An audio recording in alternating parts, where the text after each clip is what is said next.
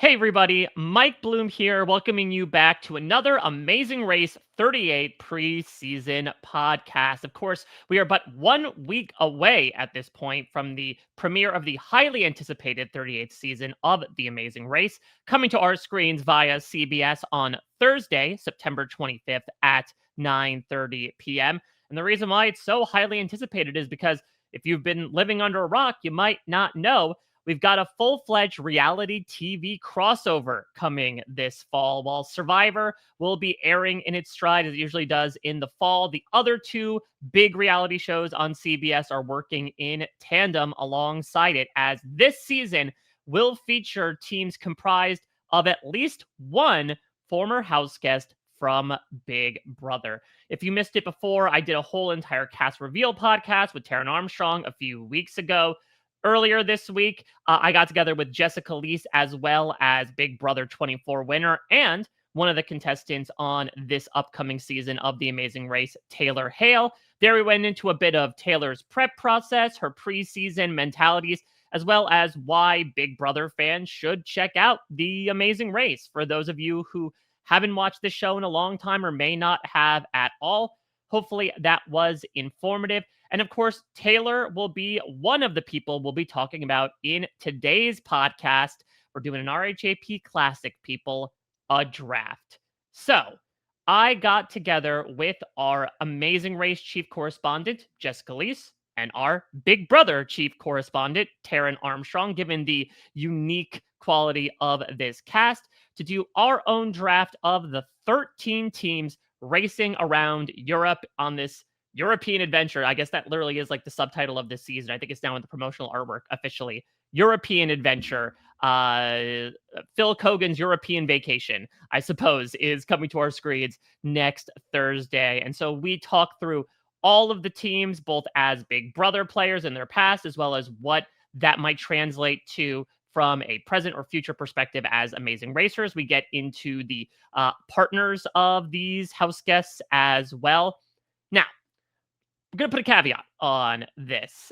So, we recorded this podcast all the way back in March of 2025. We had a feeling that the excitable energy of the Big Brother fandom might mean that, given, again, the unique quality of this season's cast, it might lead to, once filming starts to begin and the race kicks off, there might be more information out there than usual as to who's doing well, who's not doing well, etc. And we wanted to have as much of a spoiler-free set of, cards going into this draft. And so we recorded this podcast 6 months ago at this point, and we are unearthing the time capsule to bring our thoughts on these 13 teams in the moment, having no information about what happens on the season. Now, that being said, we are going off of the information that was given to us at that time. So there might be things like names, ages, occupations, specifically of the loved ones, the people who have not been on reality TV before, that might be a bit different than what's been listed by CBS. Apologies for the discrepancies. That's just the information that we were going off of at the time. And of course, as I mentioned before, in just 1 week, we're going to have a premiere on our hands, and you're going to have several podcasts on your hands or eyes or ears, as it were. Of course, every week, Jess and myself will be recapping that episode of The Amazing Race. Hope to get those podcasts up by Wednesday at the latest. And we are going to be joined by quite the familiar face in a recurring basis. Rob Cesternino is making his grand return to Amazing Race podcasting. He'll be showing up several times throughout the season on the recaps. Of course, Jess is going to have exit press with every team that's been eliminated this fall on a weekly basis. Still trying to workshop other ideas, other possible shows that might be going on, because again, this is a rather important season, I would say, especially in the grand spectrum of RHAP and what we cover. So make sure you don't miss a second of it. We know AmazingRace.com to make sure you're subscribed to our Amazing Race only podcast feed, which has all of the shows I just mentioned, including other stuff that might pop up over the course of the season. Or if you want to watch the video versions of all of these podcasts, you can go to watchrhap.com or search Rob Has a Podcast in YouTube. Well, my shovel has been positively dirtied with being able to dig up this podcast that we recorded but 6 months ago. Oh, we were so young and naive back then. But myself, Jess Leese, Taran Armstrong sat down back in March to draft the 13 teams of the Amazing Race 38, hoping that we could get our hands on the duo that will cross the finish line in first place. Who will be correct in their predictions? Who will be horribly wrong? We shall see in due time over the course of the fall. With all that being said, let's take a trip back to the past and enjoy the draft. Hi, everybody, and welcome to a very special podcast here on We Know Reality TV. As we've got Amazing Race in our Big Brother, or Big Brother in our Amazing Race, the veritable chocolate and peanut butter of CBS. Not to be confused with the show that had contestants strip for chocolate and peanut butter. The other two we're talking about, Big Brother, The Amazing Race. They're together for The Amazing Race 38. And so we are bringing you a draft podcast. As today, myself and an illustrious panel of guests are going to go through the 13 teams of Big Brother alumni and their loved ones racing together around the world. And again, to speak to the true merger of these two veteran CBS reality shows, I find it only appropriate that we bring in the best in the business when it comes to this network and these respective shows. First, our Amazing Race correspondent, Jessica Leese. Hi, Jess. Hi, Mike. This is going to be fun. I don't really have a lot of familiarity with the Big Brother RHAP people, so this is new territory for me. All right. Well, we shall see if it's new territory on the opposite side for this guy, our chief Big Brother correspondent, Taran Armstrong.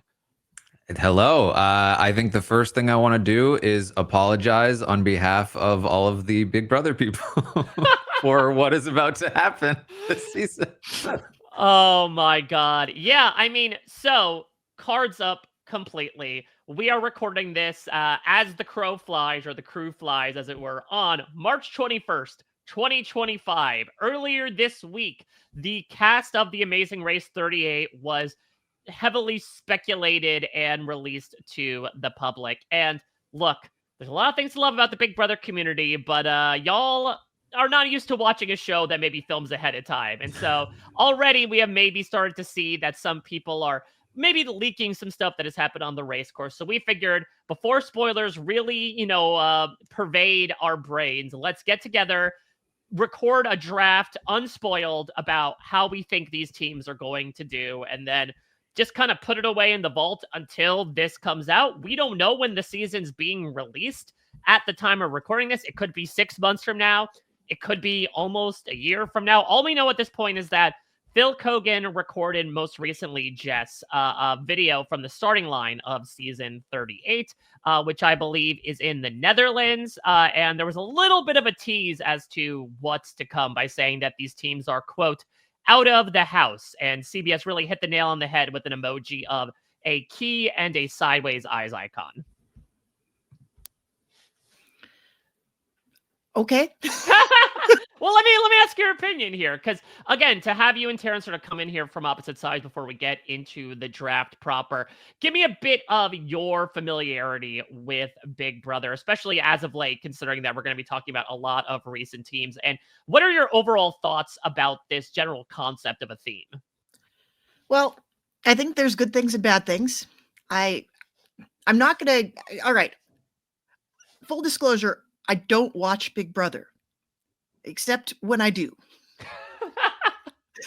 I will occasionally. Basically, my involvement with Big Brother has been limited to it will be the summer and nothing else is going on, and my social media feeds will be saturated with it. So I will start watching it just to see who these people are. And then typically either I get distracted by some other shiny thing, or something terrible and offensive happens that makes it impossible for me to continue watching one or two specific people on my screen, and I abandon it. And then I have had a few interactions with some of our more devoted podcast listeners that feel like maybe I shouldn't be an RHAP correspondent if I do not watch Big Brother. And I'm like, no, I'm going to watch the shows I cover. But I would never presume to come on a Big Brother podcast and tell you what I think anybody's doing, because I don't watch the feeds. I pretty much can't keep up with 3 episodes a week of something, let alone all of the live feed camera stuff, because I have a job and a family and hobbies. And if your job and family and hobbies is Big Brother, I'm not judging, because my job and family and hobbies is tied into a different CBS reality show. It's fine. It's cool. We all love TV. But I will say mostly Big Brother contestants and alumni that I know are people that have come in from either of the other 2 flagship CBS reality shows. And I have some passing familiarity with others because I see it in my feeds. But I'm coming at this very much as an Amazing Race person, and we are talking about a show called The Amazing Race that I do know a lot about. So bear with me here. I'm going to be talking about these people in terms of how they are, how I think they're going to be as Amazing Race contestants, and hopefully I'm going to be relying on the 2 of you to let me know how their Big Brother performance might inform that. Yeah, Taran, same question to you, I guess on the opposite perspective. What's your familiarity, fandom level with The Amazing Race? And when you first heard about this concept, how did you feel about it? I mean, I've always been a big Amazing Race fan. I've watched all the seasons. I've rewatched most of the seasons. However, I will say I've forgotten most of it. So have we. that. It's okay. Yeah. But I would say more recently, I have been less invested in the Amazing Race. Than I used to be, but I do, I do enjoy it when I see people I recognize. Certainly, it was very, very fun to watch Claire and Derek, who are friends of mine, go on to win. So that was really cool. And when I heard about this, it was honestly, I was mostly just like, this is just an opportunity for more of my friends to win $1 million. So that was cool. And my other thought was Amazing Race fans are probably going to hate this, because I know, or at least I think I know, that they don't usually love alliances and other kinds of things. So, and then, Big Brother fans in general will probably approach this differently than Amazing Race fans will. There might be a little bit of weirdness there. But I do think I heard a lot of talk about like, why Big Brother? Like, this doesn't make a lot of sense. I think there's probably, from my perspective, a couple things going on. One is that The Traitors is a massive hit, and they're pulling in reality contestants from other shows, and that's really successful for them. And I imagine that CBS is trying to get in on that a little bit, as well as just like keep their people in their environment.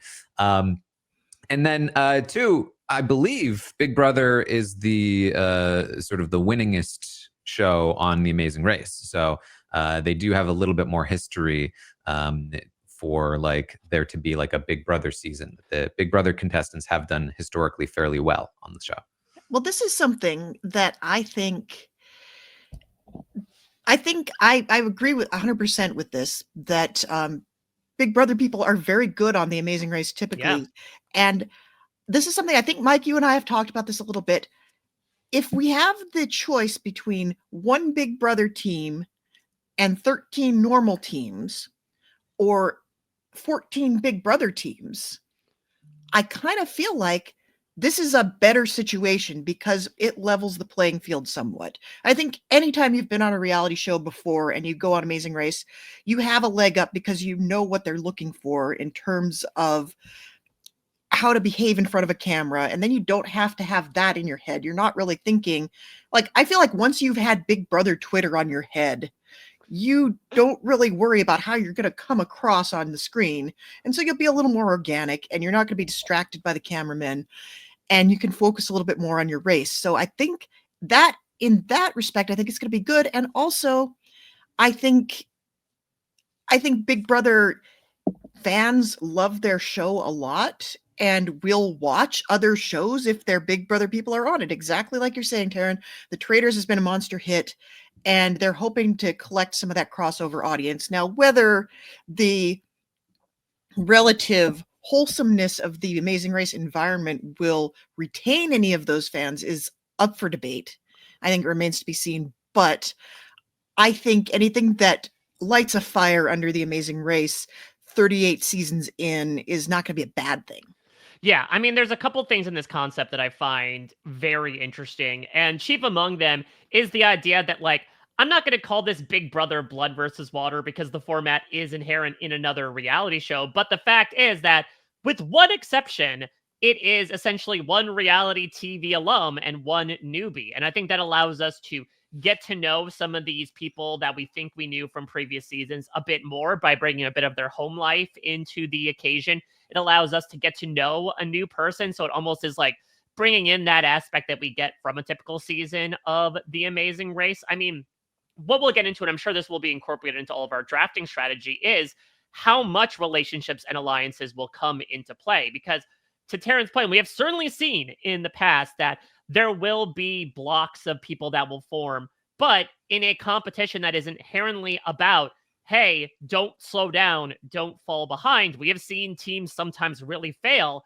by saying, no, I'm going to wait for you. And as a result, really jeopardize their own success. But also, again, it's been a bit of a tried and true history with Big Brother and The Amazing Race. Of course, besides Derek and Claire, who won season 34, Jess and Cody won We don't need season to talk 30. about them. That's fine. Oh, yeah, of course. But we had Now, one of the most, appeared alumni on The Amazing Race is Rachel Riley, who has appeared on 3 seasons. Of course, a Big Brother winner in her own right.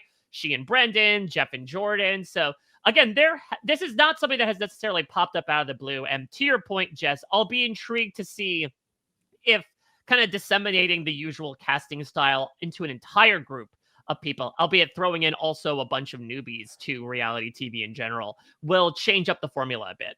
Well, I think I don't want to get too far into The Amazing Race weeds here because I recognize that we're not preaching exclusively to the choir today, but this is done pretty well in Australia. Not with Big Brother people, but Australia's Amazing Race last season and now in the season that's currently airing has featured Australian celebrities with a loved one who's may or may not be famous in their own right. And it seems to be doing very well. And no, Americans do not know who any of those people are. So I feel like it's almost the same thing for me. Like I'm going into the country of Big Brother here and seeing celebrities from that country. Yeah, we're a few steps away from it becoming its sovereign nation, but only a few small steps at this point. Maybe fewer than we think. Well, let's get into the draft proper. So at this time, there are 13 teams that are confirmed to be on The Amazing Race 38. So it's going to be, a pretty cut and dry draft that each of the 3 of us are going to draft one team. We'll do it snake style. We'll each end the draft with 4 teams and 1 team to be left over for the audience to lap up or perhaps be left to have not at the end of the day. I did do a random spin of the wheel, much like the veto wheel back in the day, Taran, in those old school days, to figure out what the order is going to be. And the order will be Taran Armstrong going first, followed by myself and Jessica Liese at the turn. So basically, we'll go through the draft order. We'll stop down as each pick is made and talk a little bit about each of our thoughts on each of these teams, and we'll see who ends up taking home the W at the end of it. This is a winner-takes-all draft. I don't know, maybe throughout this we'll talk about grenades and other complicated rules, but I think right now we'll keep it fairly simple. So, Taran, you are on the clock. The number 1 pick of the Amazing Race 38 draft. Who you got? Listen, I have to go with my girl Taylor. Taylor and Kyland.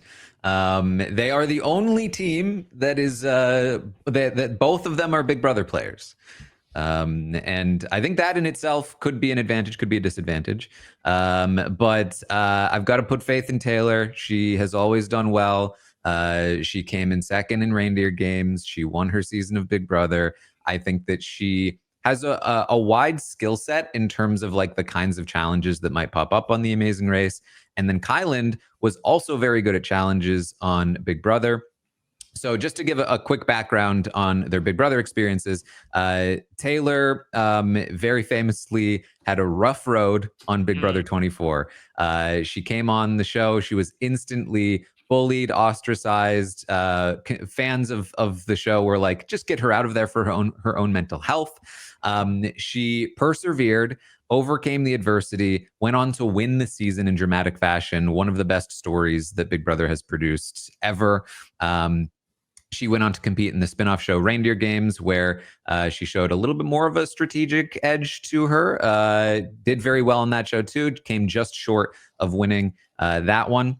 Kyland appeared on Big Brother 23 just one season before. He was part of the famous Cookout Alliance that dominated that season. He was a huge part of its success. Very much a very strategic, very smart player. Definitely fell a bit short when it came to sort of like the social game. Kind of pissed some people off and made some big mistakes at the end. Sort of decided he wanted to go like mano a mano against the eventual winner Xavier, but was very good at competitions, and I think would definitely want to be very prepared coming onto the Amazing Race. He has since competed on the Challenge a few times, and I think he's done fairly decently there. So the two of them together, definitely a formidable pair. Also probably a big target from other players, so that's something to worry about. But I gotta put my faith in him. Jess, what are your thoughts on Taylor and Kyland, either from your respective experiences or, again, to your earlier point, just looking at them as a team? Because you talk about evening the playing field, there still is going to be a small bit of a leg up with this pair, considering they are the only team that is of two Big Brother alumni. Yeah, well, I did watch the Cookout season, so we do have that. So I'm familiar with Kyland, and I did watch Reindeer Games, so I am familiar with Taylor. And yeah, they're both good players. They're going to be in their element when it comes to challenges. I think they're going to be socially savvy.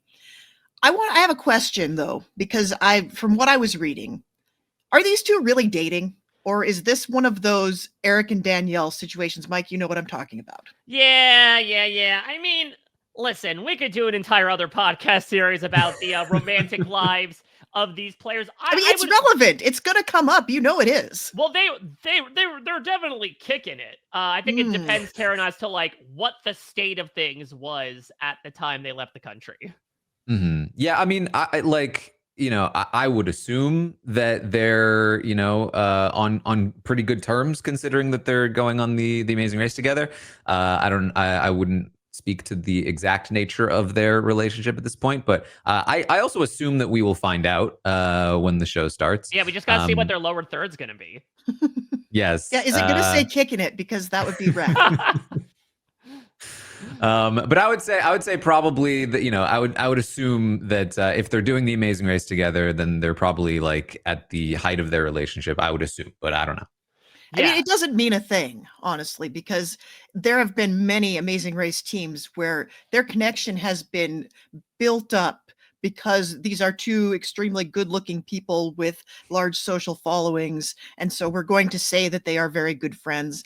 When in fact, it's like the one thing they have in common is like what they do for a living, or that they were on the same show. And it's not necessarily an indication that you have a strong bond just because you are a team together on the Amazing Race, although that frequently is a thing. And paradoxically, that could be good for them, because in the case that I was referencing on Amazing Race All-Stars, all the teams were pre-existing teams that had competed before, except for Eric and Danielle, who had a little bit of a showmance while they were on the race. Yeah. Mm-hmm. And Danielle went out crazy early. Yeah, like fourth team booted or something. Yeah. The two of them had broken up long before they were ever cast on the show, but it was like, this is a fun idea. This is a fun gimmick to have this team that met as Amazing Racers competing as a couple. And part of the reason they did so well was because they didn't have drama with each other. They were working together because their entire goal was the show. Their entire goal was to do well as racers. They didn't really care what each other thought of each other. And oddly enough, this seemed to work in their favor. Yeah, I mean, speaking to the two of them, I think they have a fantastic set of skills. I mean, I'm going to focus on Kyland in particular because Kyland I most recently saw on the challenge. And to your point, Taran, you talk about preparation. Like, his nickname on the Challenge 40 was the Kyborg. Like, this was a guy who was seemingly good at basically everything in the game except for swimming. And they, for some reason, decided to basically throw all the challengers in a huge body of water for the final. So, like, he absolutely, quite literally sunk his game despite being, like, maybe at least in contention for the title that season. So I think that Kyland is somebody in particular who like is very well prepared in just his traditional set of skills. And even if he wasn't, he would spend, the Malcolm Gladwell 10,000 hours if he could to learn how to become an expert on that. And Taylor is absolutely no slouch either. I think she is somebody who could absolutely stick with Kyland as well. I think she's someone that can certainly be able to work relationships too. I think, again, it will depend on how these teams are going to work together or if they choose to work independently. But I think Taylor is someone who is going to have a lot of connections with some of these recent alumni, considering she just appeared on the jury roundtable this season. She's one of the most beloved alumni that are around. And so I think she's someone who's in a really good standing with a lot of people. And as long as they, are able to work together well, I think this could be an absolutely lethal team this season. Working together well, I think, will be the interesting part with Taylor and Kyland, because I think the dynamic could be very interesting. Kyland on Big Brother was very good at working with people, but then would definitely sometimes again, there was a little bit of strife that went on Big Brother 23. And so, how well they work together, I think, will be key. All right. So Taylor and Kyland wiped off the board here. Let me go with my pick here. I am between a couple. Let me also put out at the top here, because again, this is one of those rare moments for Big Brother alumni where they are listening to people react to something that they filmed already. Any choices that we make of certain teams ahead of other teams are meant to be no offense to, any teams that are not chosen in lieu of it. It's just thinking about how they might do on the race overall. So I am between a couple of pairs at the moment, but let me go with what's hot and what's fresh. And what's hot and what's fresh right now is our most recent winner of America's Favorite House Guest and his brother. I will take Tucker from Big Brother 26 and his brother Eric. Taran, why don't you give a bit of a background on Tucker? This is a good pick. So Tucker was a star of the most recent season of Big Brother. He won a bunch of competitions in a row. He was unevictable for a while. And then out of nowhere, completely botched a puzzle, basically did it backwards. And just like that, vanished from the show. But he was a star in the time that he was there. He was super entertaining. The fans loved him. He was a huge presence in the show. He's a guy that is, he took a lot of like really big and unnecessary risks, essentially using the veto on somebody else, when he was on the block, knowing that he was going to be able to compete and then save himself. So he is the kind of guy who will very much just take big swings and probably put a big target on himself, because everyone's going to be looking at Tucker. He's the golden boy. He's the one that's going to be really good at a lot of things.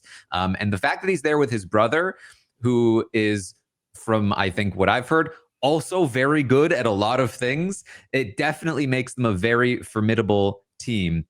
The thing about Tucker, as I mentioned, not only taking big risks, but also a little bit known for, having a little bit of a hothead. And I could definitely see Tucker getting frustrated and getting really tilted at certain competitions and challenges.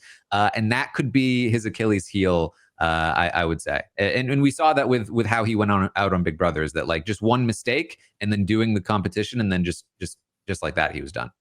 Yeah. So Jess, when you talk about, the timeline getting in a tizzy over some things and some players, I would imagine Tucker was one of those people throughout, the month and a half he spent in the house. So what do you know about him and what do you think about this team? Because this is our first of many bro teams, quite literally, that are being talked about here on the season. Yeah, I will admit I do not know much about this season. I watched a bit. Oh boy. Well, we're going to get into you're going to learn a lot about Big Brother 26 today. I'm sure I am. There are some faces I recognize more than others. I remember him being very good at challenges, and I remember him being a big presence. But I'm going to go more on my Amazing Race vibes knowledge here, to say that I think, like, in a vacuum, this is a good pick because these guys are athletic and young and enthusiastic, and I think that will serve them well. This is always a good demographic to pick as your winner pick because they have historically done very well on the race. One place that they might get in trouble is this propensity for big swings, because sometimes on Amazing Race, if you take a big risk, it pays off in a big way, but other times it's disaster for you. Like if you zig while everybody else zags, you may leap ahead of everybody or you may get left behind. So I think we will see them inject some energy into the show for sure, but whether or not that kind of erratic player tendency and that sort of hot-headedness, whether or not those are helpful things for them, I think is a bigger question. Yeah, I mean, I think honestly the biggest question mark out of this is going to be Eric because, yeah, to both of your points, Tucker is somebody that was maybe known for making moves before necessarily thinking them through. Of course, that aforementioned move where he does use the veto on Angela was done in spite of the literal head of household telling him, like, no, do not do this. And Tucker's like, okay, so do it. Great, I will do it. So despite this being a bit of apples and oranges in general, that could translate to like making decisions on the fly in the moment, which does happen so much in the Amazing Race. What I'm intrigued to see is if Eric is somebody who will sort of be the cooler there to Tucker to be able to calm him down and talk through the decision-making process, or if it is sort of like breeds like, that these are two guys that might blow up on each other, that feed each other with that hot-headed aspect. It is absolutely a gamble, but it's only appropriate for Tucker that we take a gamble on him. And Eric, by the way, trying to get this information out of course, friend of the podcast, reality TV __ fan, who said that Eric is a senior research analyst and has a master's in finance from Boston College. And I think to the point of the skill set, that's really what's working in the biggest favor for these two, is that not only are they younger, not only are they athletic, but as Tucker infamously said, I like puzzles, that they are actually very academic as well, which I think could help if and when, some of the brainier stuff gets thrown their way. Well, that certainly puts another spin on it, because I think we could be seeing one of those situations where one of them is kind of has a tendency to act fast and fly off the handle and make brash decisions. And maybe Eric is sort of the calming force that keeps him in line. And that's a dynamic that does very well in The Amazing Race. Another thing worth mentioning, probably the first of many times we mentioned this, but Tucker has some very close relationships with other racers, including, of course, Rubina. To my knowledge, they are still dating from their time on the show. And she is on a separate team with her sister. So they, I would imagine, are going to be working very closely together. He also is on the same season as Chelsea and her dad, Jack. And while they found themselves on opposite sides of the house, I would imagine that they also probably work together for a good portion of the season. So he's got a bit of a built-in crew to start with.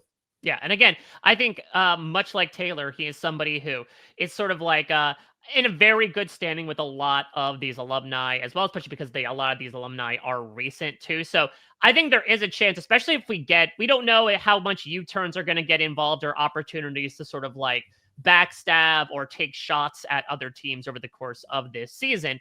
But much like we saw in Big Brother 26 proper, they could stick out as a very threatening pair and get targeted as a result. And Tucker strikes me as the kind of guy that would stay back to help Rubina in a challenge if she's still going. Like he would be like, I'm willing to take that risk. Like, let's work together. All right, Jess, it is to you. You get 2 picks here, but we'll go one at a time. Who is your first pick for the first round? Well, Mike, I think I got to go with my most known quantity here. And I think we're allowed to tell this story, right? Yes, do it. Okay.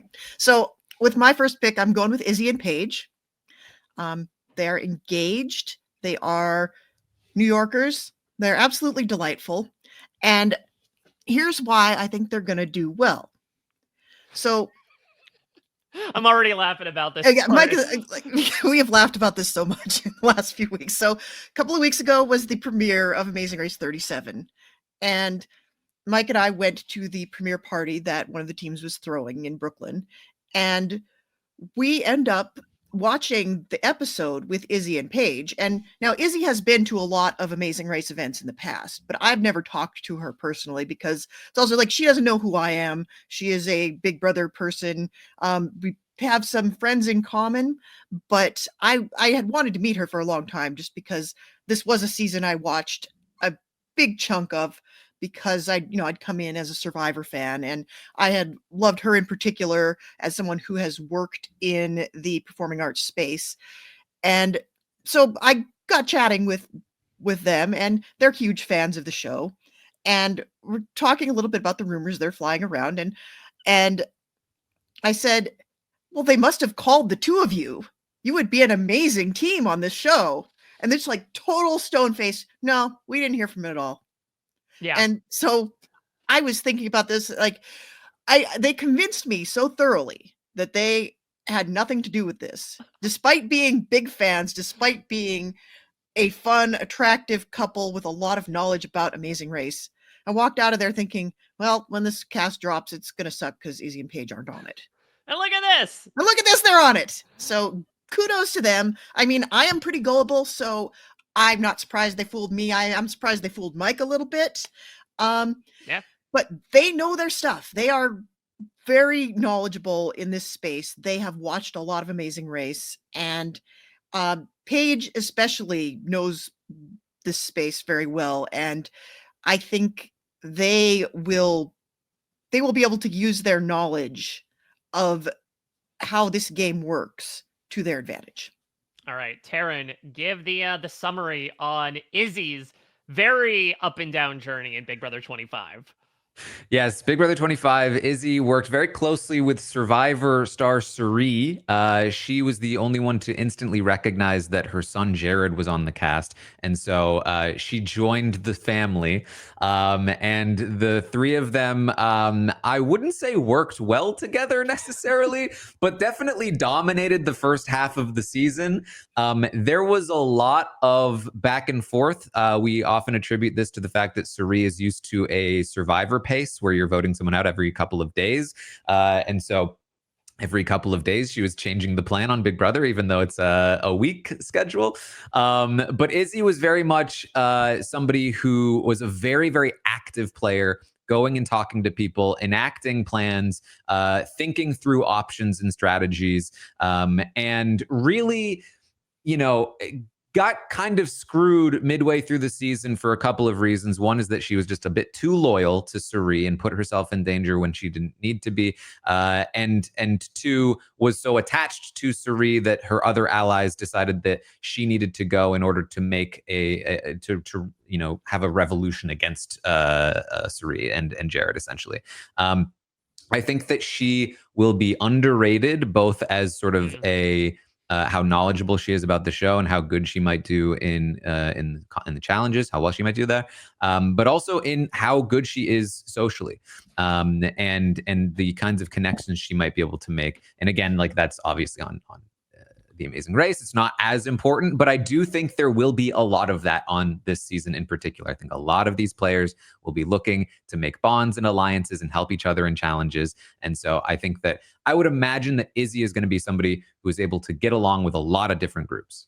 Yeah, so let's just say first and foremost, these two will kill any challenge involving rhythm that comes their way, which happens. I mean, Jess, we watched the premiere of The Amazing Race where both of these tasks on the fork in the road were based on rhythm, to the point where I said, like, the two things you need to do for The Amazing Race to prepare is learn how to drive stick and have rhythm. And obviously, Izzy is a flautist. Paige is a lighting designer. She actually, speaking of Big Brother connections, has recently worked on Titanic, featuring Frankie Grande and Tommy Bracco were both in it at a certain point. So they both live in the musical world. And so I think whether it's singing, dancing, even just like getting some sort of rhythm with an instrument, I think they will absolutely kill it. I think even if they didn't know a lot about the show, Izzy's infamous Big Brother origin story was that she watched every season twice over the course of 6 months. So like she could cram quick if need be.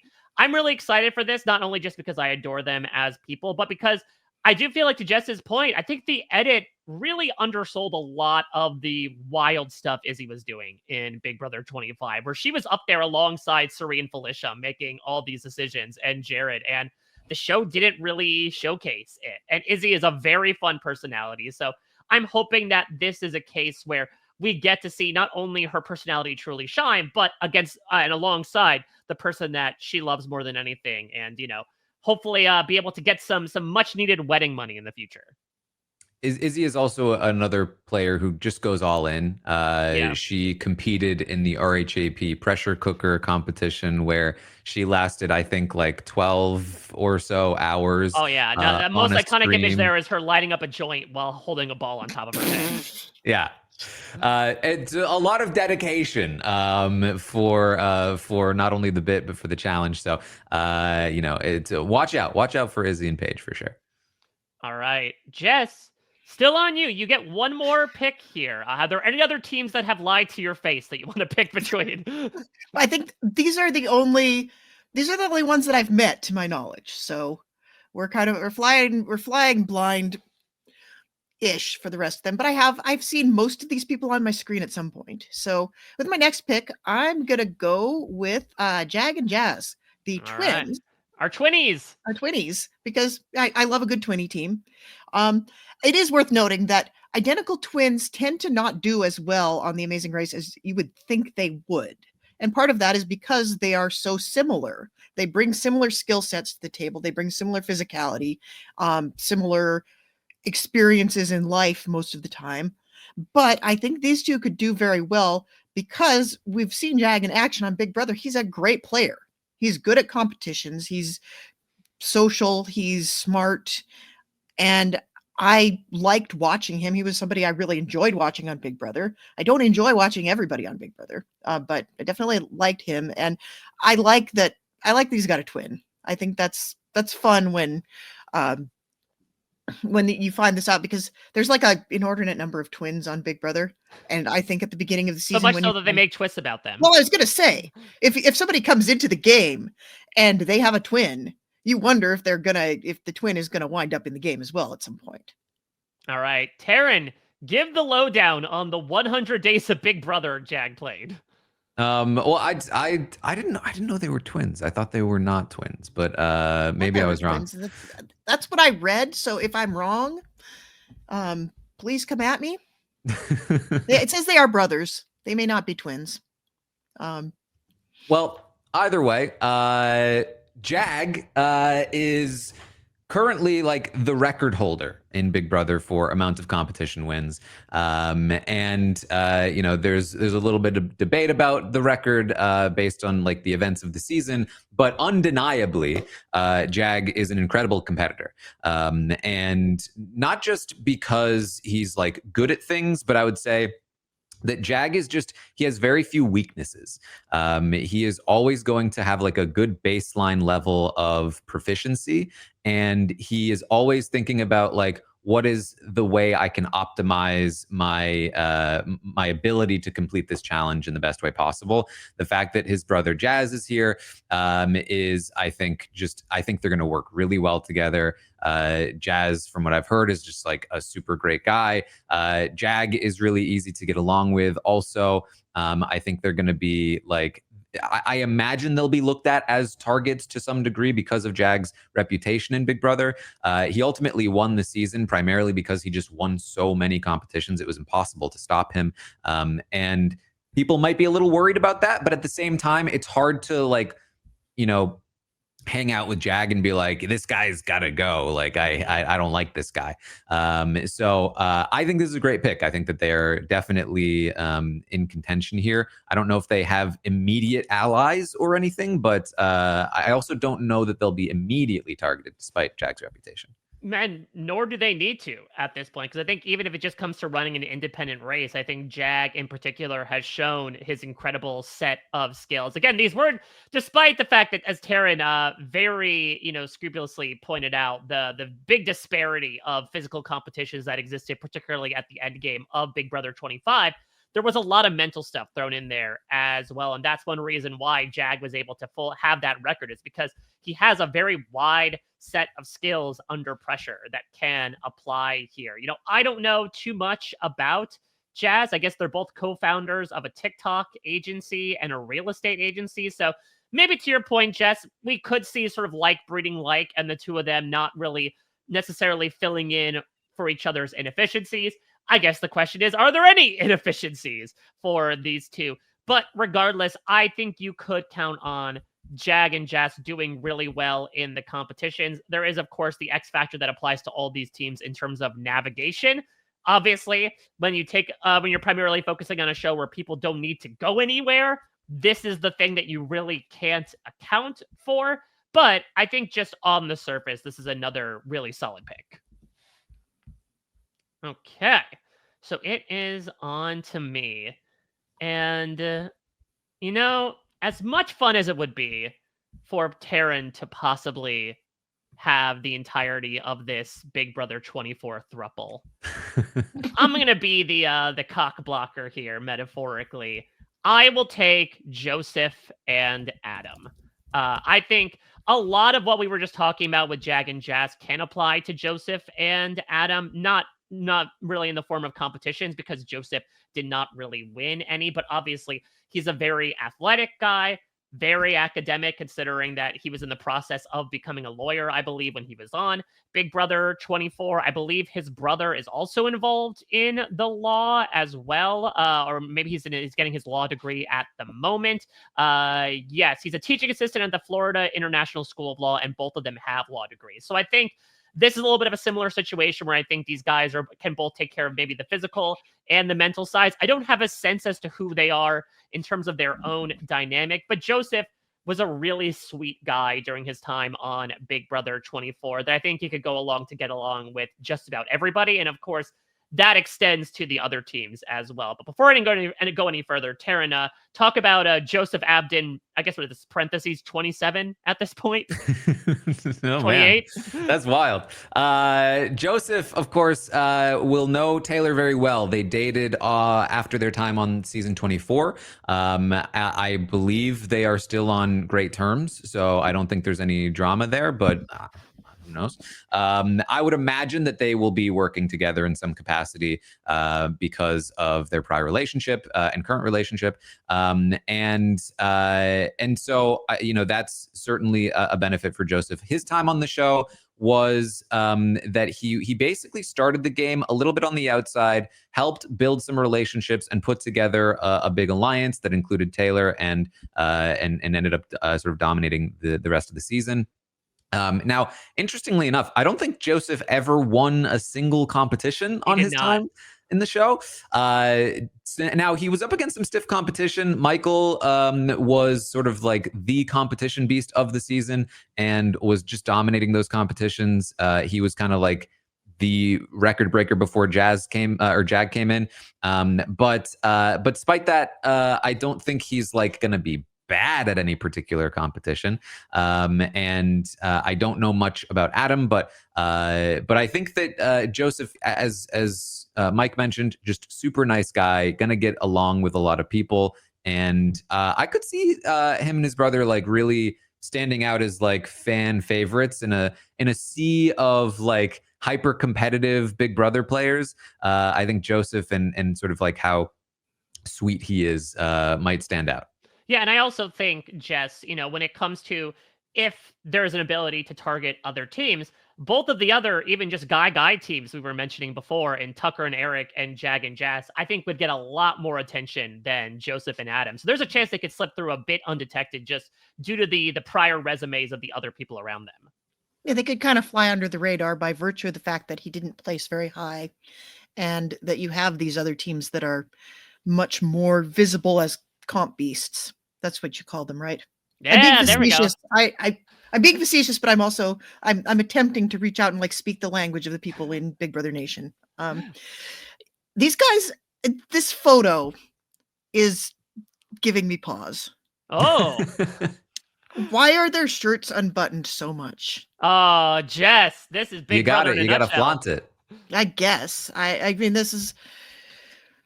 I'm at sea here, but typically when we're doing an Amazing Race draft and there's a team with their shirts unbuttoned to their navel, I do not pick that team. That's why James and James, of course, infamously they walked so that these two could hopefully run. Fair. And they did very well, so. All right. Taran, you're up with 2, but let's get your first pick before we move to round 3.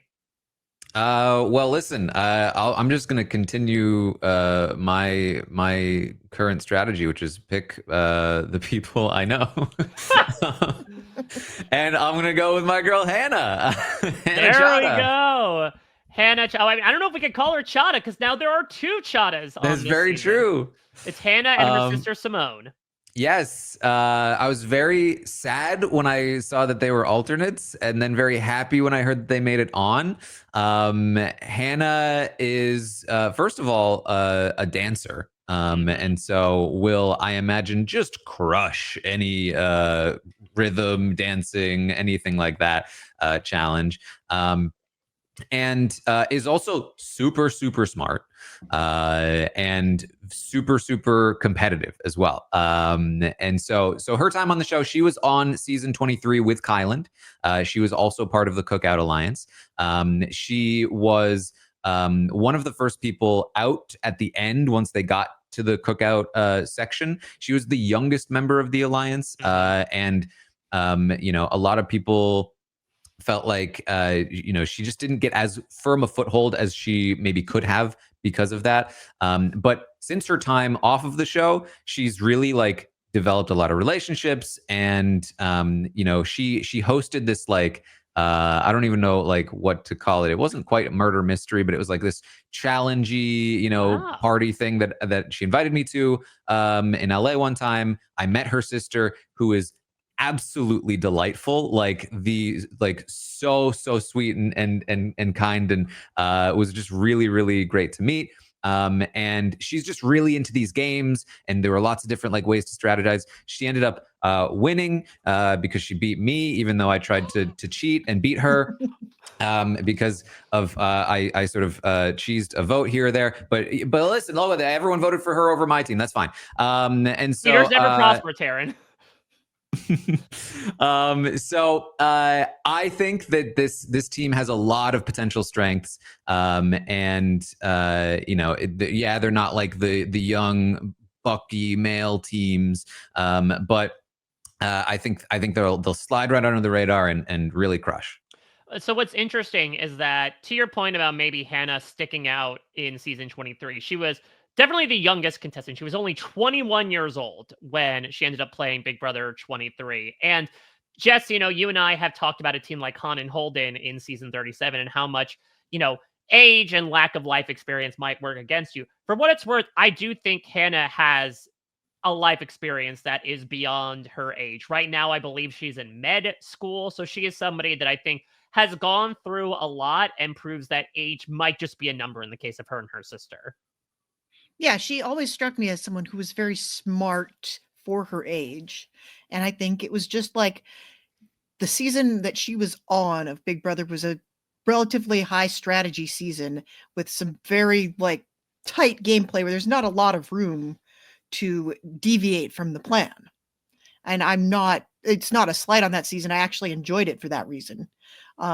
Weirdly, I enjoyed it for the same reasons I hated like the Boston Rob season of Survivor, because it was just the way that the game was structured and the way that strategy played out so flawlessly. It was very fun to watch, and I think that led to some tight bonds within those groups. And I thought she was fun to watch. I'm excited to see what she does here. Glad she made it on because this is another face I recognize. All right. So, just as a brief reset after 2 rounds here, halfway through our draft, Taran has Taylor and Kyland, and Hannah and Simone is about to make his 3rd pick. I have Tucker and Eric, and Joseph and Adam, and Jess has Izzy and Paige, and Jag and Jas. Taran, you're back on the clock. Who do you want to pick in the back half of this draft? Well, now I've got a tough choice, but you can't cheat. You can't pick 2. listen. It wasn't really cheating. I just circumvented what the group would have voted for because I had a good connection to one guy, and I got the guy to be the representative of that group. So what I think I'm going to go with here is there's a few options here. But I think the reason I might not go with this person is because I don't know what the strength of their partner will be, but I have a lot of faith in the strength of this person themselves. So I'm going to go with Chelsea and her father, Jack. All right. Yes, our most recent champ, though I believe at the time this comes out, there might be another Big Brother champion that she'll pass off the crown to. But talk to me about all things Chelsea. So Chelsea dominated her season. One of the most dominating wins we've seen at least for 4+ years in the show. Was very, very good socially, made a lot of great connections. And it was also really good at competitions. She very nearly broke the record for HOH wins in a season.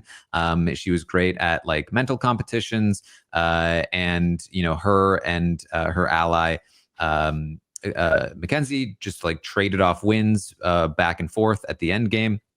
So she has a lot of strength there. She's super smart. She's going to be able to strategize well. She's got good connections. I do think that, while she will be able to work with players like Tucker and Rubina, I have to imagine that there's a part of them, because I think this happens sometimes, that will be like, if they end up making it deep and they have like a U-turn kind of situation, they're going to be like, you're not going to do it to me twice, Chelsea. And they might turn on her.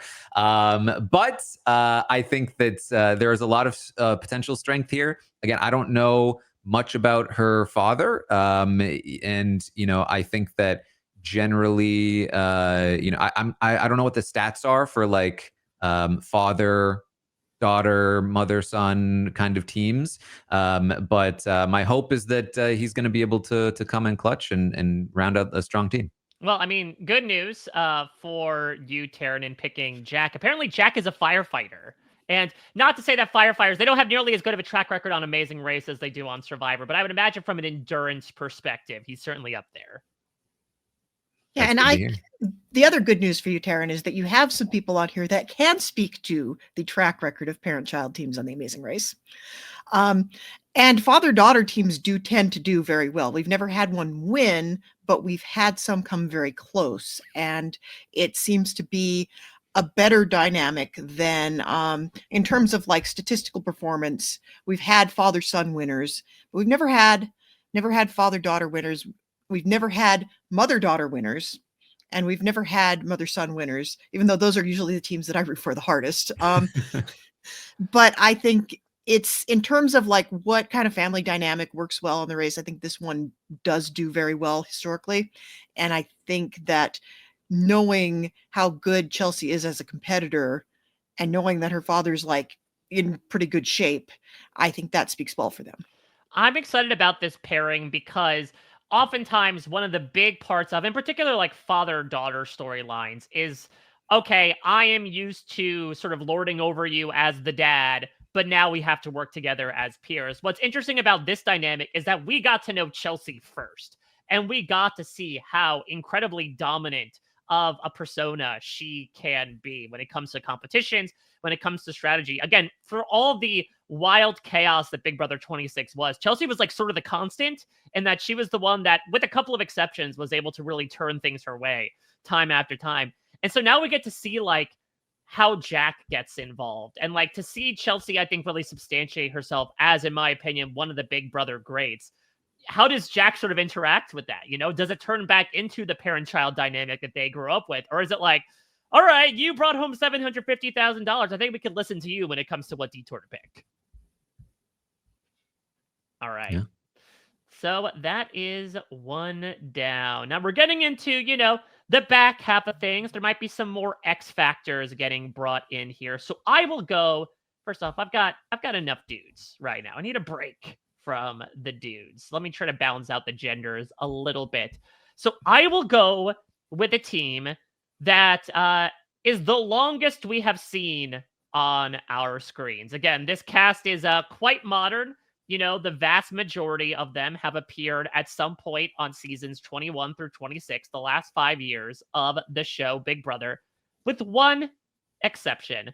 I'm picking Natalie Negrotti and her sister Stephanie. I'm repping Jersey. They're repping Jersey. Taran, talk about Natalie, who we last saw on Big Brother nearly 10 years ago at this point. That's wild.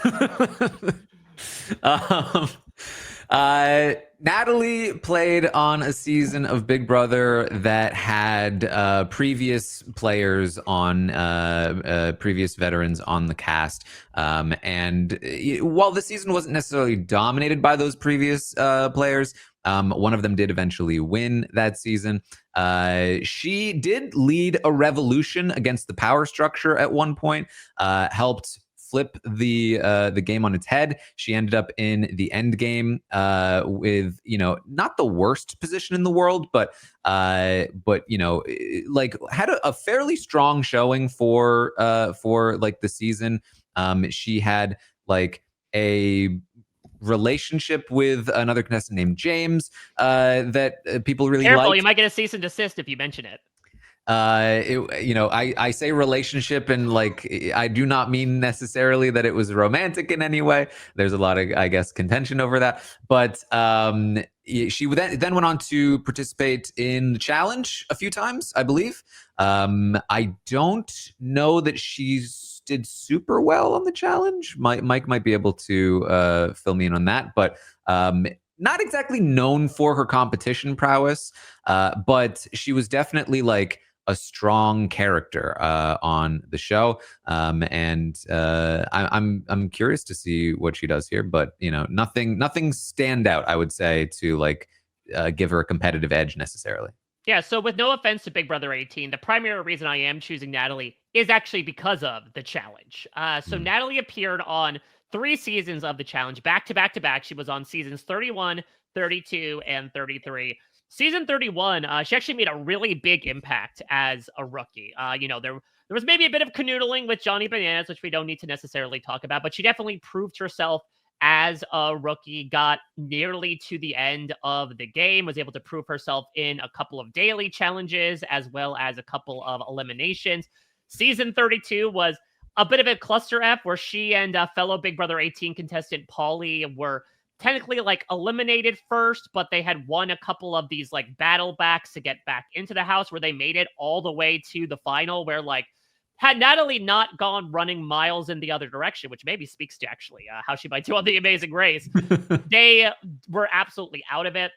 She ends up appearing on season 33, where production ends up losing her number, supposedly because, like, in retribution for getting eliminated, she went and dumped a bunch of glitter on a certain contestant's luggage on the way out, which apparently just, like, got everywhere and got production so mad at her that they basically purpled her in the edit, and she didn't Of come all back. the things I've heard about challenge contestants doing and saying, it's dumping glitter that gets her to number. I figured she just didn't do well, and that's why she wasn't on the challenge anymore. Sounds like she was a great contestant on the challenge. They dumped her for glitter? So that's what's interesting to me, is like, I think she has it. And granted, even that was a little while ago, but like, I remember her playing on like a season of Sequester when that was still going. Like, I think she has a hunger for these types of social strategic games. And again, not to say that Amazing Race is like the end all be all of those types of things, but I think there is a competitive spirit that she brings. I know bupkis about Stephanie, but I would imagine that like Natalie would try to put her in fighting shape. So again, what I've seen of her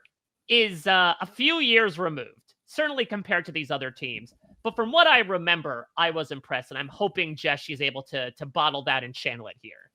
Well, I think there's one other thing that we have not discussed about Natalie. And this is, she knows a lot about The Amazing Race, because she was a former cheerleader with the New York Jets, and she was BFFs with Tiffany and Krista, who did very, very well in Amazing Race 27. Yeah. And basically literally everything I know about Natalie is down to knowing Tiffany and Krista, who are great friends of Rob as a podcast, and who are lovely humans, who would certainly have downloaded all of their knowledge of the show and its inner workings and its strategies before she would undertake something like this.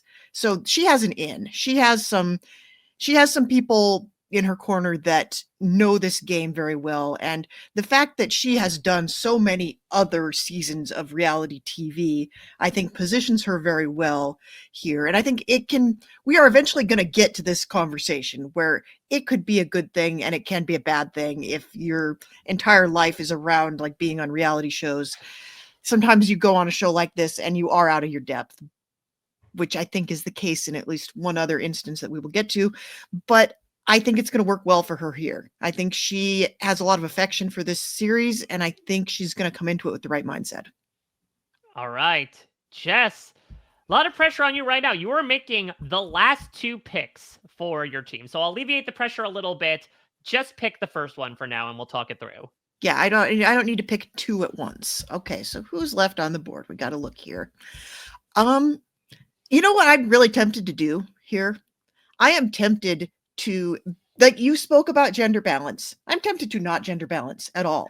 I'm just going to take the 2 female teams off the board, and my entire team will be a lot of fun, I think. So I don't think it matters what order I pick them in. That's what I'm going to do here. Okay. So which one would you like to talk about first between Rubina and Christine and Angela and Lexi? Well, I think I probably have more to say about Angela. So let's start with Rubina and Christine. They are sisters. I remember Rubina being pretty good at the game. I remember she had a showmance. I don't remember a lot about her, so I'm going to rely on the 2 of you to tell me why I've made this pick. All right. Taran, give us the deets. Yes, so Rubina, of course, it was on Big Brother 26 alongside Tucker and Chelsea. She got into a relationship with Tucker, and again, I imagine they will be very closely working together. She wasn't exactly known for like her competition prowess on the season. Eventually kind of got again shut out by Chelsea and Mackenzie in the end game, just winning comps back and forth. However, I think that she is very, very likable. I think that I don't think that people would like target her to try to get to Tucker in the way that they might on Big Brother. So although actually it might be a good strategy thinking about it. Because he would probably wait for her, ultimately, I think that she has a lot of fights, and she's gonna really like go at competitions and like the whole competition with a lot of like energy and enthusiasm. And I don't know how well that will work. I don't know much about her sister, but she did make it far on Big Brother, and she's got definitely a chance, I would say. Yeah, and I mean, for what it's worth, she was putting in a lot of the work towards the end, despite maybe her alliance kind of being known for towards the tail end of the game of like sitting back on their laurels and letting things happen in front of them.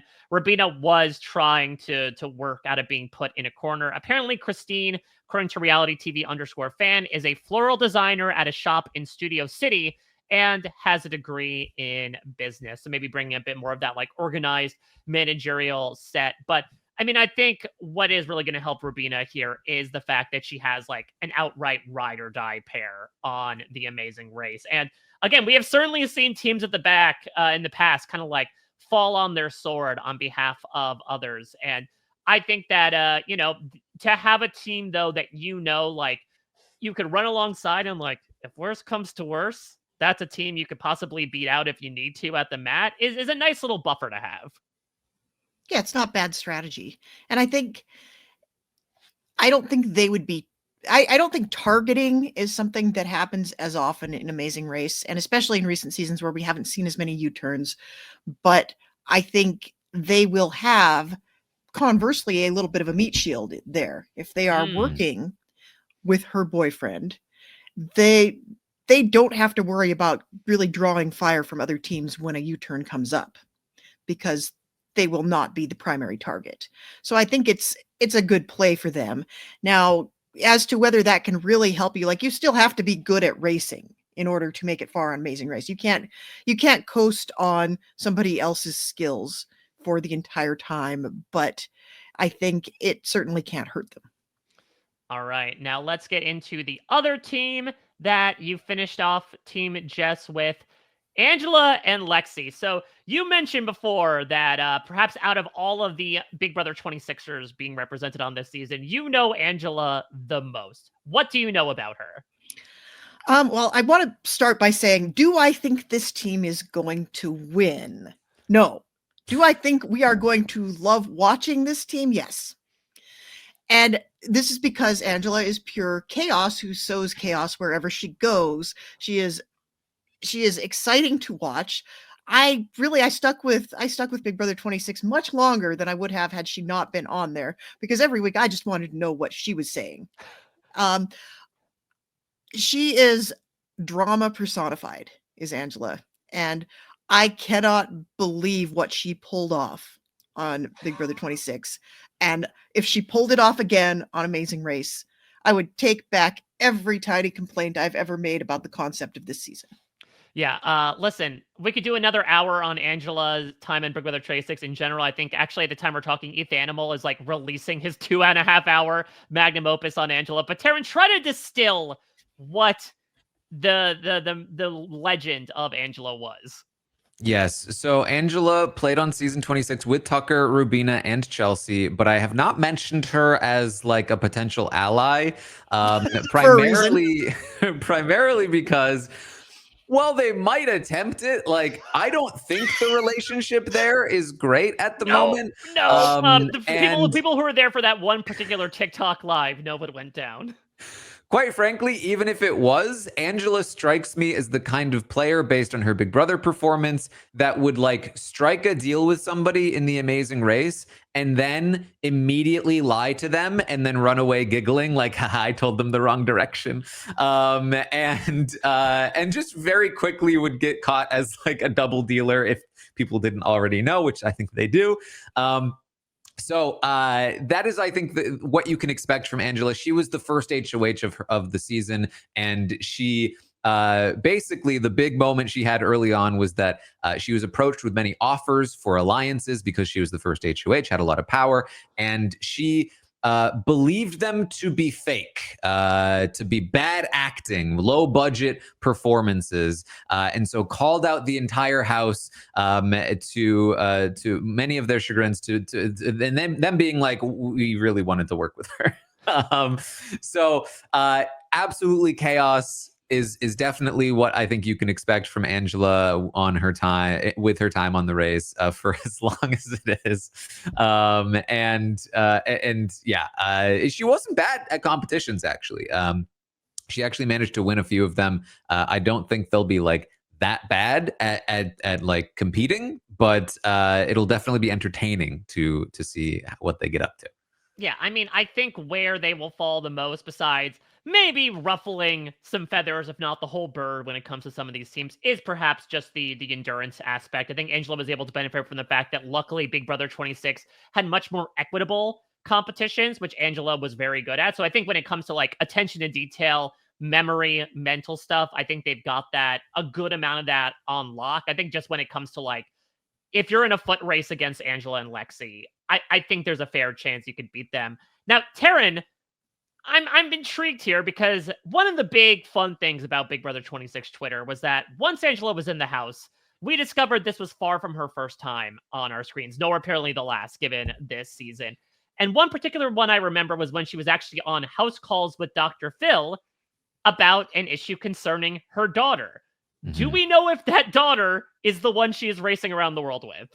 I think I've heard that it is. I could certainly try to check here very quickly, but I believe that this was the daughter that was sort of the subject of this episode of Dr. Phil, where her daughter had not talked to or like interacted with her husband, her father, for I think some amount of years. And the explanation was that he had sort of like, I think, taken her phone or something along those lines. Listen, it's Dr. Phil. So, but yes, a lot of drama around that whole situation.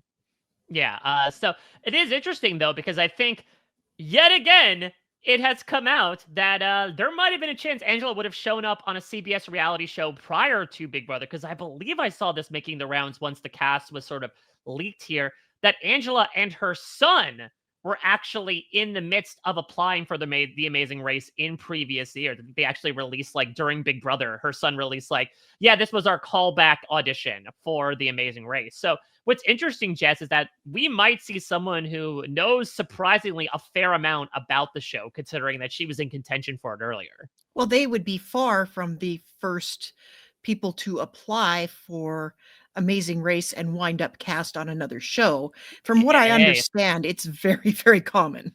looking at you, Yes. Parvati. Looking at you, Kelly Wentworth. I can confirm Lexi was the daughter on House Calls. I've just checked. Well, good. right. But you're not allowed to have phones on the Amazing Race, so it probably won't come up. Yeah, exactly. Well, they got the Dr. Phil endorsement, which I should say, I'm so sorry, Angela and Lexi, if that is the case. But Jess, you have finished off your team. And so we have but 3 teams left right now. We have Enzo and Giacomo. We have Kat and Alex. And we have the Turners. And I will go with the Turners here. I will continue to go in on Big Brother 24, if not all in. This is another Chada situation where, like, I guess technically I had to call them Matt and Megan because Matt went by Turner on Big Brother 24, but since they are now married, Megan is also a Turner. Regardless, Taran, give us the details on what happened with Turner on BB24. So Turner was very much like the young guy on the cast of season 24. He played with Taylor, and they both made it to the final 3. They worked fairly close together throughout the season. Turner was actually one of the first people to very openly and publicly defend her in a speech that he made as the HOH. They ended up working against each other by the end of the game, and not like significantly so, but they were sort of competing for who will Monty take to the end. Monty ended up making a massive mistake by taking Taylor, who crushed the jury speech and won nearly unanimously. And he would have crushed Turner in a jury vote because he wasn't as respected by the jury. Very famously, Turner, the only person to not vote for Taylor to win the game.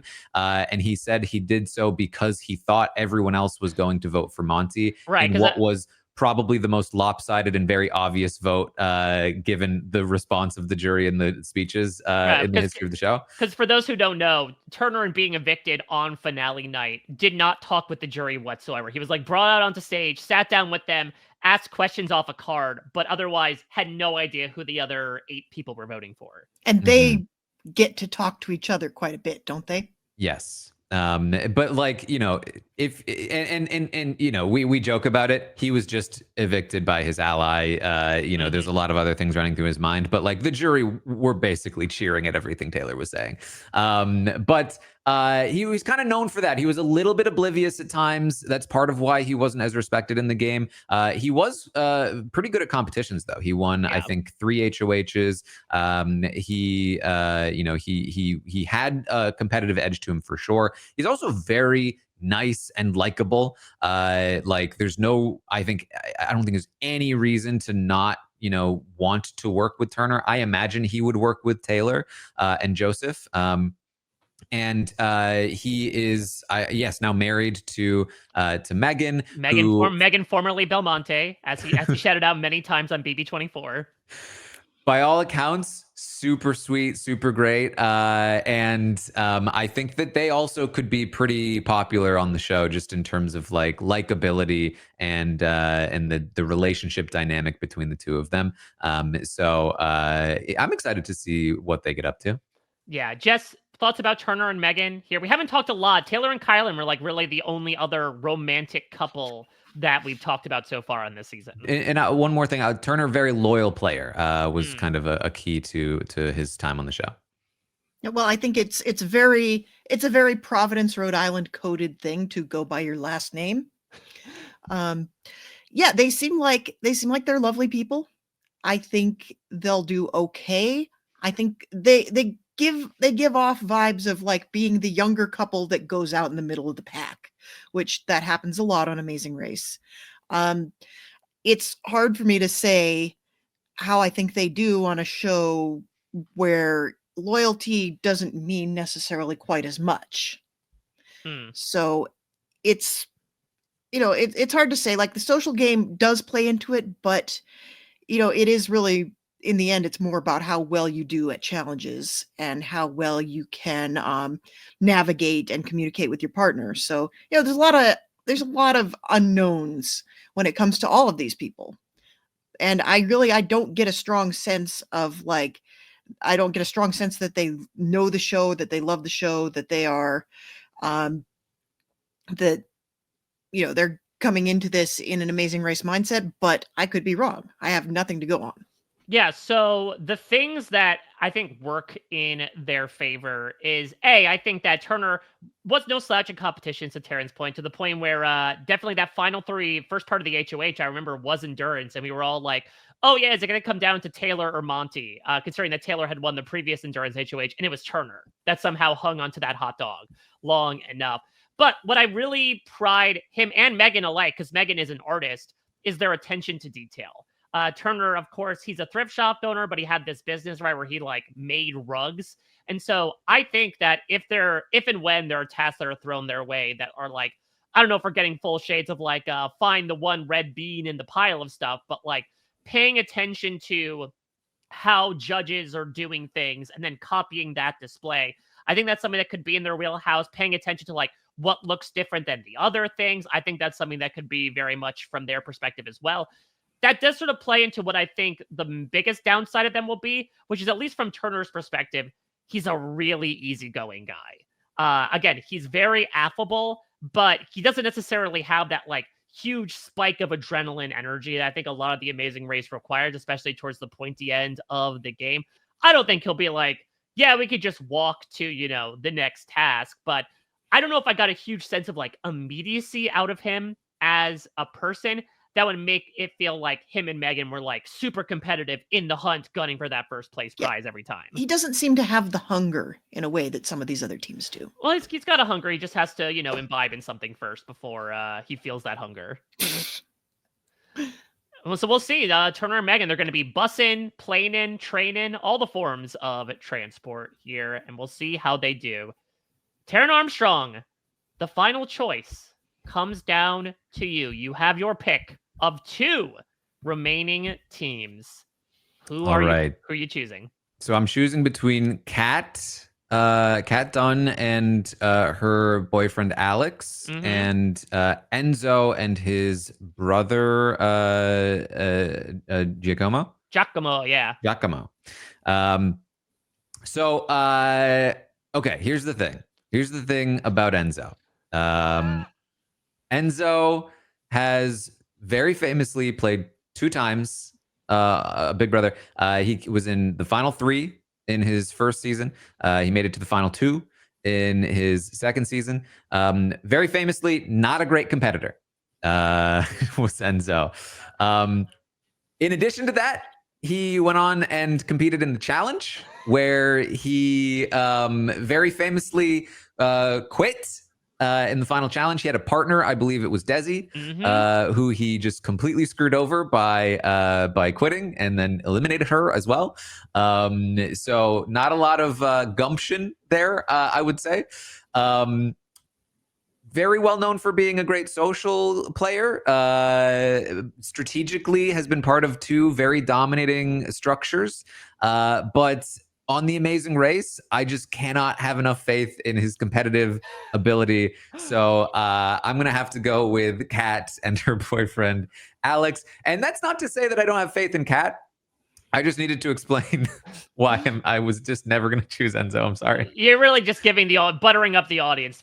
Don't you love what we gave you? And we'll talk about that in a bit. But why don't you give the 411 on Kat and her boyfriend, Alex? So Kat competed in season 21. She was one of 2 pairs of people that knew each other on that season. She was working pretty closely with them. She was left on the outside of the majority for a while. She was coming up with catchphrases, and was definitely like an entertaining character. She ultimately got evicted just in a bad spot. She was evicted because of just her proximity to Holly and Jackson, in a spot where like it might have been a good, if she just managed to get through that bit, it might have been she was really improving her position there. Since her time in the game, she was doing a podcast for a while, and she's like definitely like talked to a lot of former alumni, developed some good relationships. I imagine that would probably help her in this. I don't know anything about her boyfriend here, but I think she's going to be a very fun player on the season, and I would say like if you're an Amazing Race fan and you are thinking about like Big Brother archetypes, she's probably the closest analog to like a Rachel Riley that will get on the season, and I mean that I think in a good way, like a fun way.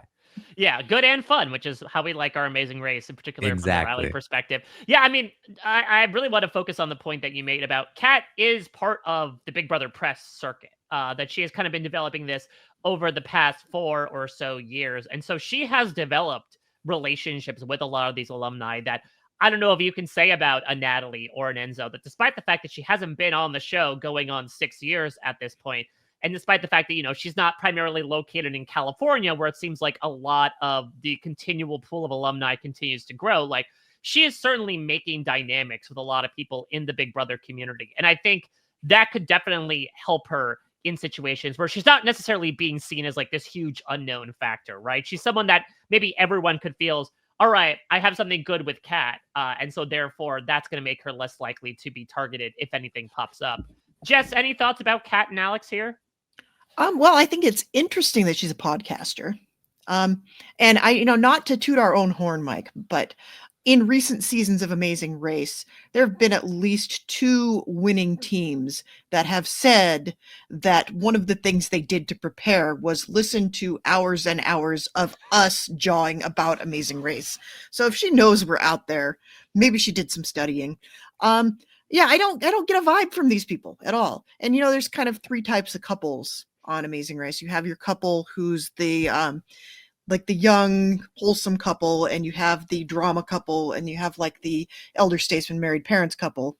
And these 2, like, maybe I could see them being drama couple, but I don't really know much about her personality enough to speak on whether I think that would translate to Amazing Race. But if she's got Rachel Riley vibes, I'm here for it. Yeah, I mean, we'll see if she walks up upon the other teams while they're just like waiting at a roadblock and asking, "Are you bitches conspiring against me?" Repeat those same mistakes. Alex, from what we know, apparently is a professional photographer. So I don't know, maybe he'll get distracted by the cameras and trying to ask like what the lenses that they use. But it seems like they're in a very healthy, loving relationship. Of course, that doesn't necessarily mean that like they're going to be completely copacetic on The Amazing Race. This might be one of our like hot mess couple teams. But yeah, I think that Kat is definitely one of those, again, more unknown factors. She is the only one returning from her season. But I think socially, she might be one of the most like firmly placed people in the hierarchy of things. Taran, you laid out such a beautiful case as to why Enzo and Giacomo may not, for the first time in Enzo's reality TV history, make a final. Though, Jess, that is a tough streak to break. It is, but on the other hand, he's made a final, but he hasn't won.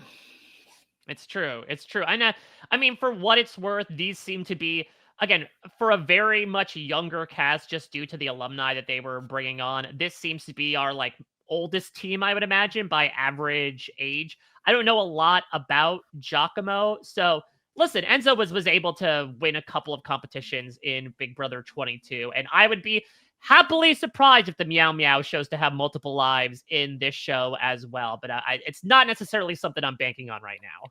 I'll say this too, that Enzo, again, very well known for like getting into very dominant alliances. This cast to me just doesn't seem to mix well with Enzo. I don't know anybody on this cast who like knows him super well already, and not a lot of like he really gets along with the bros, and there's just not a lot of bros. There are a lot of brothers on the cast, but not a lot of like bros on the cast, if you know what I mean. And so I just don't know that he'll find many allies either. In this particular field. So like, it's just hard to find a good way in for him. Yeah. And on one hand, alliances mean a little bit less on Amazing Race. They don't mean nothing, but they mean less. On the other hand, that's been such a big part of how he gets anywhere in any game, that not having potential alliance partners is still going to hurt him. Yeah. Yeah. So I also think that, when it comes to Enzo in particular, I could imagine just a similar trajectory as to like what happened with Art and JJ in the Amazing Race 31. That was exactly who I was thinking of. Actually, another team that in the season that featured a lot of Big Brother presence were like, these were guys who dominated the first season they were part of, actually were on the same season as Rachel and Brendan the first time, and then just like really flamed out. We're clearly like sticking out a bit like a sore thumb in terms of being significantly older than a lot of their competition and went out in the first leg. I would not be surprised in the least if it happens to Enzo and Giacomo. If not, this could possibly be our like fun bumbling brothers that we get to see race around the world for 3 months at a time. So either way, we will see how it goes. But just to recap the full draft, Taran ends the draft with Taylor and Kyland, Hannah and Simone, Chelsea and Jack, and Kat and Alex. I end the draft with Tucker and Eric, Joseph and Adam, Natalie and Stephanie, and the Turners. And Jess finishes with Izzy and Paige, Jag and Jas, Rabina and Christine, and Angela and Lexi. How are we feeling right now? Jess, how you doing now that you're a little bit more educated as to the resumes of these people? I think I feel much better about the cast. I think this is a fun group of people. I'm confident in my picks. I like that I'm gone like 75% female. Like there's a lot of female teams on this cast. Yeah. That's exciting. And I feel like I'm not going in completely blind. And I appreciate that. Taran, what about you as our huge Big Brother expert? Is this change your opinion about the cast at all, getting Jess's sort of perspective on the Amazing Race side of things?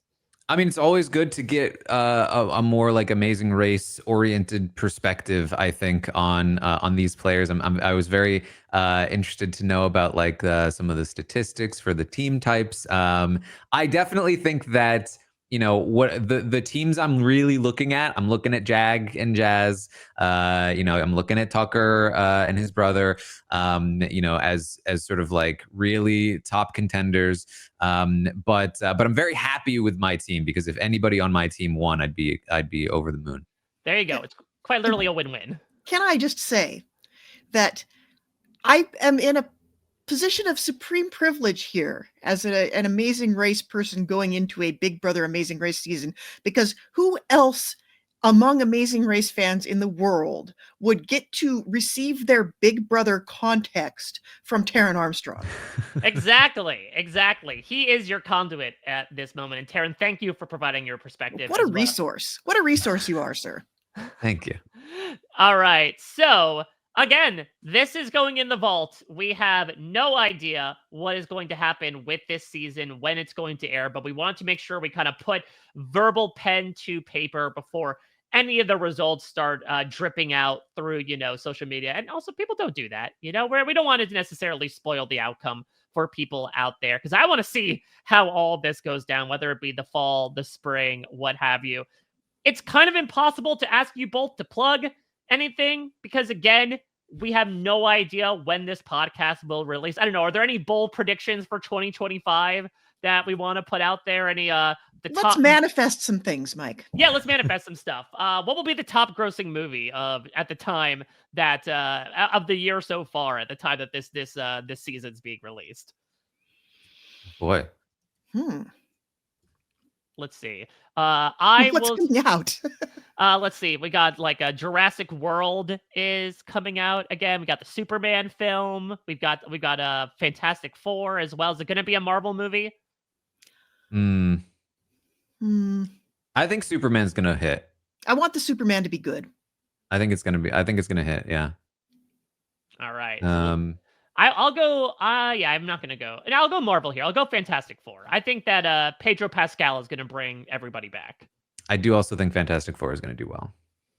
Yeah, I mean it's their like fourth attempt at making a Fantastic Four Four movie. times the charm. I can't imagine it's going to be better than the Roger Corman. It just can't. I mean, even so far, I think the marketing has been good for that one. So True. How about this? What will have the better second season, The Last of Us or Andor? ooh, I think The Last of Us. Yeah, Last of Us. I'm going to say Andor. I think if you know the video games, Last of Us season 2 or game 2 of The Last of Us is a little contentious. I would not be surprised if that discourse carries over. I don't disagree, but I think it at least has a strong foundation where like Andor, it could be amazing or it could be like it was a little bit of a one-hit wonder. You know what I mean? Oh, okay. Let's see. I'll do one final one here while we're focusing on TV. What will win Best Drama at the 2025 Emmys this year?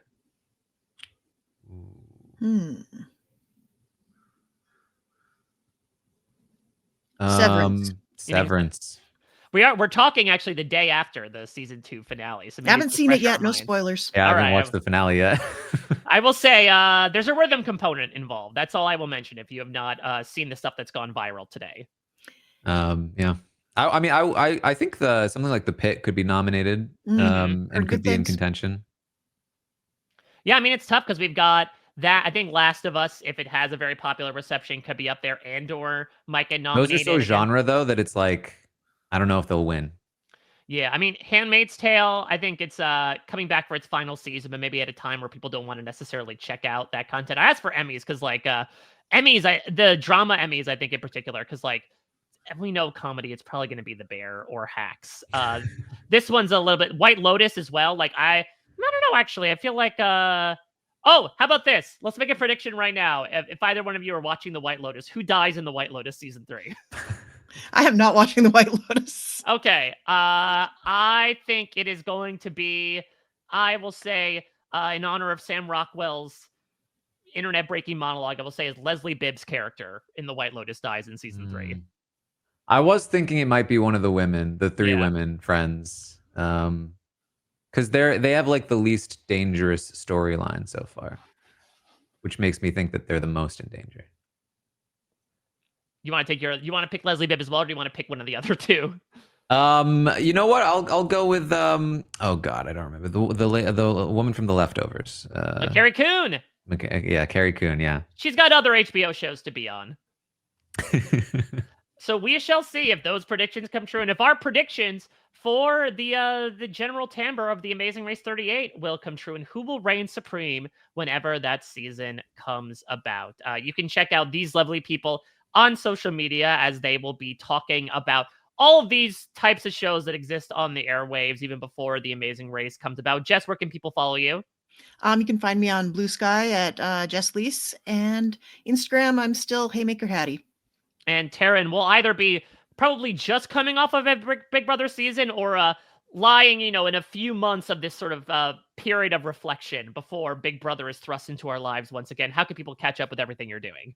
Find me on Twitch and YouTube, and Twitter and Blue Sky. If you want to find me, I would hope that by the time this is released, I will have been promoting something that you can buy. So you can hopefully find that on my social media. Same. So Okay, listen and check it out, and hopefully you'll enjoy it. So right. go find it if it's there.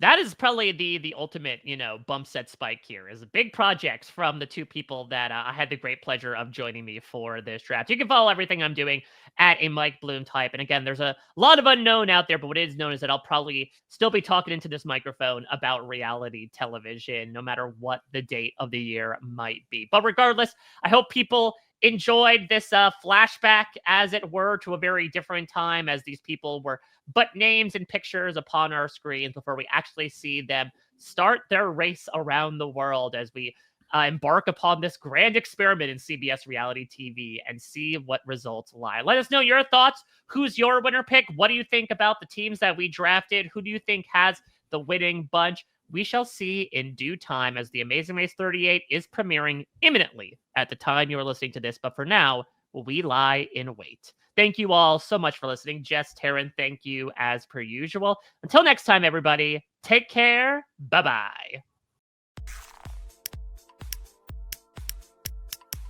This is RHAP.